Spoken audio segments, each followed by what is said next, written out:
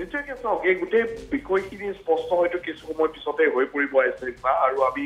অপেক্ষা কৰিব লাগিব এতিয়ালৈকে তেওঁলোকে যিখন বিশেষকৈ ভাৰতৰে তেওঁ পদত্যাগ যি পত্ৰ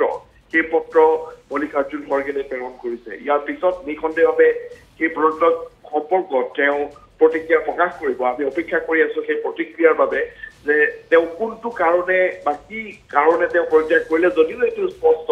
যে তেওঁ পত্নী ৰাণী নৰহে প্ৰাৰ্থীত্ব নোপোৱাৰ কাৰণে তেওঁ পদত্যাগ কৰিছে আৰু কালিৰ দিনটোত তেওঁ প্ৰথমটো খোজ আগবঢ়াইছিলে মুখ্যমন্ত্ৰী হিমন্ত বিশ্ব শৰ্মাৰ যিটো বক্তব্য তাত স্পষ্ট হৈছে কৰবাত হয়তো বিজেপিৰ সৈতে ভৰত নৰহৰ এটা যোগাযোগ হৈছে আৰু এইটো কথা কোৱা হৈছিল যে সম্পূৰ্ণৰূপে পদত্যাগ দিয়াৰ পিছতহে এই গোটেই বিষয়টো স্পষ্ট হ'ব যে বিজেপিয়ে তেওঁক আদৰি ল'ব নে নল'ব কিন্তু বৰ্তমান পৰিস্থিতিত দেখা পোৱা গৈছে যে কংগ্ৰেছৰ যিসকল নেতাই পদত্যাগ কৰিছে সেই অসন্তুষ্ট নেতাসকলক কিন্তু বিজেপিয়ে নিজৰ দললৈ আদৰি লৈছে গতিকে সেই যিটো পৰম্পৰা বা সেই যিটো প্ৰক্ৰিয়া সেই প্ৰক্ৰিয়াৰ অংশ হিচাপে হয়তো ভৰত নৰহো আজি বা কাইলৈ দিনটোত হয়তো বিজেপিত যোগদান কৰাৰ সম্ভাৱনা প্ৰবল এই মুহূৰ্তত আৰু সেই বিশেষকৈ লোকসভা নিৰ্বাচনৰ প্ৰাক মুহূৰ্তত এই ধৰণৰ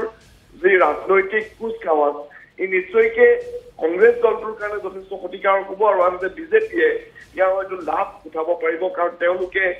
ভৰত নৰহ আৰু ৰাণী নৰহ দুয়োজনেই কংগ্ৰেছৰ জ্যেষ্ঠ নেতা গতিকে তেনে ক্ষেত্ৰত লক্ষণীয় হ'ব যে তেওঁলোকে বিজেপিত যোগদানৰ যি সিদ্ধান্ত বা যি খবৰ ওলাইছে সেই সম্পৰ্কত কেনেধৰণৰ প্ৰতিক্ৰিয়া প্ৰকাশ কৰে কিন্তু মুখ্যমন্ত্ৰীগৰাকীয়ে যি ভাষ্য দিছে তাৰ পৰা এটা কথা নিশ্চিত যে কৰবাত হয়তো